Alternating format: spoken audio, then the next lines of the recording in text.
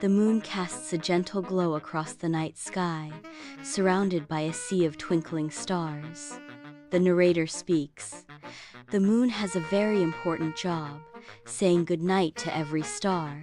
The moon murmurs sleepily, "Good night." The moon drifts peacefully, surrounded by distant stars.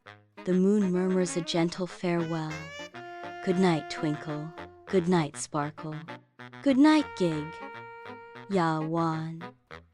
"I mean gigs," Giggle Star responds, her voice a soft cascade of laughter.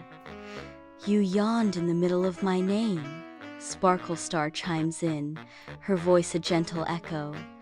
"That's the third time tonight, moon." The moon sighs, then apologizes. "I apologize, little ones. I'm just so sleepy, but I must finish saying goodnight." The moon, a peaceful crescent in the dark sky, fulfills its nightly role, casting a soft glow. Goodney, pop star, goodney, bounce star.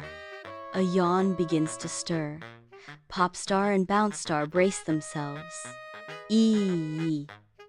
Fizzle, star, zitzitzitze. Fizzle Star remarks. It sounded more like a snore than her name. The moon, with renewed resolve, floats across the night sky, whispering to each star. "Okay, one more time, no yawns. Just good nights. I can do this." "Focus, moon, you're a professional." The moon calls out. "Good night, twinkle. Good night, sparkle. Good night, giggle. Good night, pop. Good night, bounce. Good night, fizzly." The velvet night sky is dotted with countless stars, bathed in ethereal moonlight. A tiny star shyly peeks out from behind a fluffy cloud. The moon yawns, declaring, "I did it. I finally said goodnight to Sabristea."